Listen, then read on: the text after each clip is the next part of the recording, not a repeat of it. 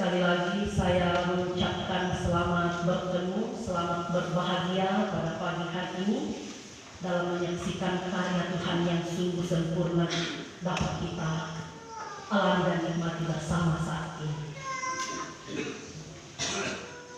Baik, dari sepanjang pembacaan kita saat ini, kembali saya memberi sebuah tema atau judul perenungan, yakni pendamping yang sepadan. Pendamping yang sepadan. Saudara-saudara, dalam mengerjakan suatu pekerjaan, baik itu pekerjaan ringan, terlebih lagi kalau pekerjaan yang berat, bukanlah sebuah hal yang mudah ketika kita melakukannya dengan sendiri saja. Saya berikan contoh, mengangkat sebuah beban, tentunya harus membutuhkan pertolongan 2 sampai sekian orang baru bisa mengangkat. Kalau 1 orang tidak akan mampu. Nah, adalah baiknya ketika ada rekan atau pendamping untuk membantu dalam melakukan atau dalam melalui pekerjaan itu. Tadi saya sudah sebutkan bahwa kita membutuhkan orang lain untuk mengerjakan pekerjaan itu. Nah, saudara-saudara, dalam kitab Kejadian pasal 2 ayat 18 ini merupakan alasan Tuhan Allah menciptakan perempuan. Kalau ada yang selama ini bertanya-tanya kenapa perempuan diciptakan, inilah alasan Allah kenapa perempuan itu diciptakan. Setelah Ia menciptakan Adam atau manusia pertama, Allah berfirman, tidak baik kalau manusia ini seorang diri saja. Aku akan menjadikan penolong baginya yang sepadan dengan dia.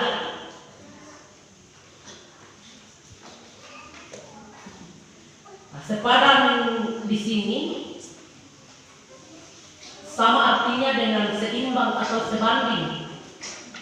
Berarti tidak ada satupun yang lebih di atas atau yang lebih di bawah. Karena ayat ini lebih menekankan saling melengkapi. Selama ini banyak pemahaman-pemahaman yang mengatakan bahwa katanya laki-laki lebih kuat dari perempuan. Perempuan lebih lemah daripada laki-laki.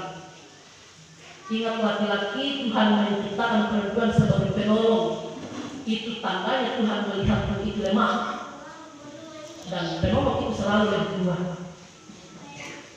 Laki-laki jangan berbangga diri karena perempuan adalah penolong. Nah, disitulah untuk pertama kalinya lembaga rumah tangga itu terjadi, yaitu bersatunya Adam dan Hawa. Lalu selanjutnya dalam Matius pasal 19 ayat 6, Yesus Kristus menyampaikan sebuah penegasan. Sebuah penegasan bahwa mereka bukan lagi 2, melainkan 1. Karena itu apa yang telah dipersatukan Allah tidak boleh diceraikan manusia.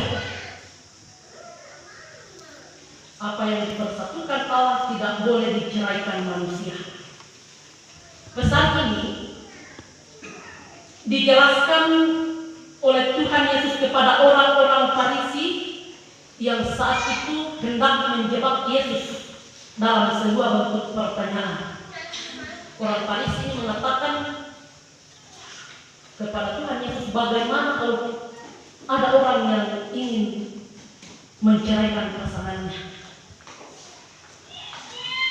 Lalu dengan tegas Tuhan Yesus mengatakan hal demikian. Meskipun firman ini pada awalnya ditujukan kepada orang-orang Farisi yang menanyakan tentang perceraian, tetapi pada saat ini di konteks kehidupan kita, ini ditujukan bagi siapa saja yang sudah dipersatukan Allah dalam sebuah ikatan janji pernikahan. Saudara-saudara, kedua ayat firman Tuhan yang menjadi ayat tekanan kita hari ini telah menuntun kita ke dalam sebuah pemahaman tentang makna sebuah pernikahan. Sehingga setelah saya merenungkan kedua ayat ini, saya mengambil sebuah kesimpulan bahwa rupanya inilah sebuah alasan yang menjadi dasar sehingga diharapkan sebuah kematangan yang sungguh sebelum memutuskan untuk menikah. Sekali lagi saya katakan bahwa alasan inilah yang menjadi dasar sehingga sangat dibutuhkan sebuah kematangan sebelum memutuskan untuk menikah. Pernikahan itu bukan sebuah hal yang bisa dicoba-coba. Dalam kekristenan dan tentunya di semua agama di Indonesia, khususnya bahkan di seluruh muka bumi, sepakat kalau kita mengatakan bahwa pernikahan bukan sebuah hal yang bisa dicoba-coba. Saya mau menikah dulu dengan si A, kalau bulan depan tidak cocok, saya buang, saya ganti lagi. Itu pernikahan bukan hal seperti itu. Saudara-saudara, dalam sebuah pernikahan yang kita bersama imani bahwa telah dipersatukan Allah, hari ini kita sepakat bahwa perceraian tidak boleh atau tidak diperbolehkan. Apa yang sudah kita dengar melalui kebenaran firman Tuhan saat ini tentunya menuntun pemikiran kita untuk sepakat. Kita sepakati bersama bahwa memang perceraian itu tidak diperbolehkan. Saudara-saudara, meskipun saat ini kita berbicara tentang perceraian dan dalam agama manapun diajarkan untuk tidak bercerai, tapi pada dasarnya di kalangan kita di dunia saat ini perceraian itu sudah menjadi sebuah hal yang biasa saja. Tidak terlalu bermasalah lagi kalau kita bercerai. Dalam pernikahan akan banyak tantangan yang dilalui yang memicu terjadinya perceraian. Terjadi perceraian karena adanya sebuah alasan, adanya sebuah pemicu yang menyebabkan perceraian itu. Di sini ada 3 poin yang saya akan sebutkan satu persatu yang biasa menjadi pemicu utama dalam memicu perceraian itu. Yang pertama ini adalah tantangan dari luar. Tantangan dari luar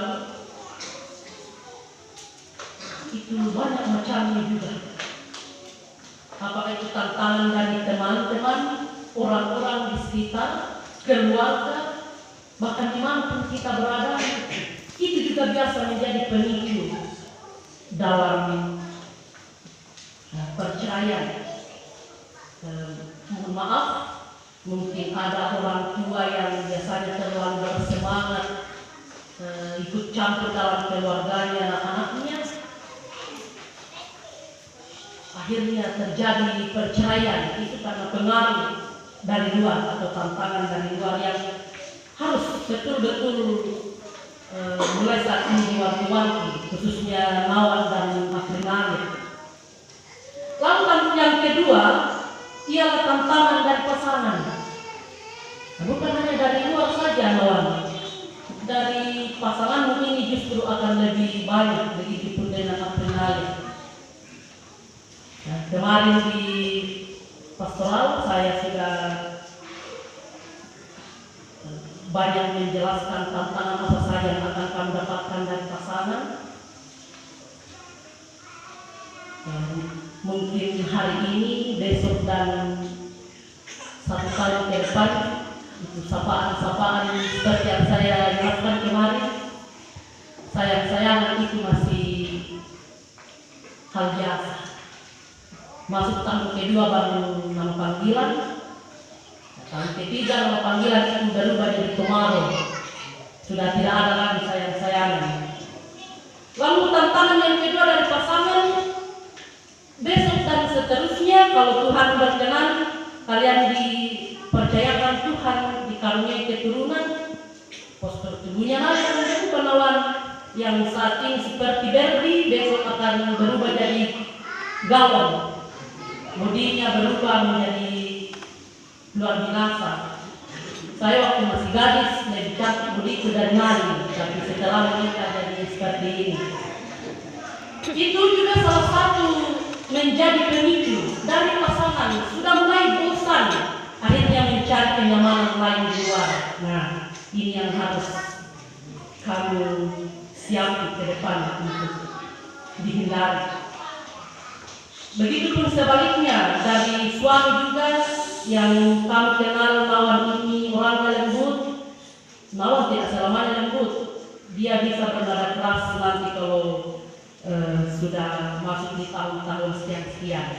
Ini bukan menakut-nakuti tapi antisipasi saja ya. Lalu tantangan yang ketiga ialah dari diri sendiri. Jangan katakan bahwa diri sendiri bukan pemicu untuk bercerai. Justru musuh yang paling besar adalah diri sendiri.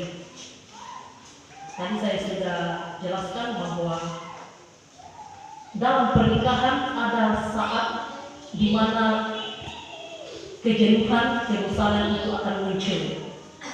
Dan disitulah betul-betul kita harus lawan, sama seperti khotbah kemarin sore. Hidup suami istri didasari dengan kasih Kristus. Ketika kita bisa menangis dengan kasih Kristus, maka persoalan dalam hidup kita itu bisa kita hindari. Saudara-saudara, dalam menghadapi ketiga pemicu ini, di sanalah diharapkan kesepadanan itu dimunculkan. Kesepadanan itu kembali dimunculkan bahwa ketika suami saya seperti ini, saya harus mampu untuk mengimbangi, mampu untuk mengisi, begitupun dengan sebaliknya. Karena maksud keseimbangan atau kesepadanan dalam firman Tuhan seperti itu yang dimaksudkan, saling mengisi dan saling melengkapi. Saudara-saudara yang dikasih dalam Tuhan Yesus Kristus, ingat bahwa Tuhan menghadirkan pasangan kita untuk melengkapi kita dan kita akan melengkapinya juga.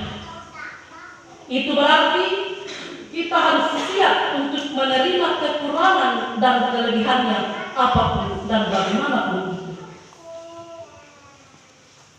Akhir dari khotbah saya saat ini, tetap setia pada pasanganmu, jaga janji yang sudah dan akan kalian menyatakan di hadapan Tuhan dan jemaatnya hari ini. Ini pesan baik untuk Nawan dan Nari, juga untuk semua pasangan-pasangan yang boleh hadir pada saat ini. Amin, firman Tuhan.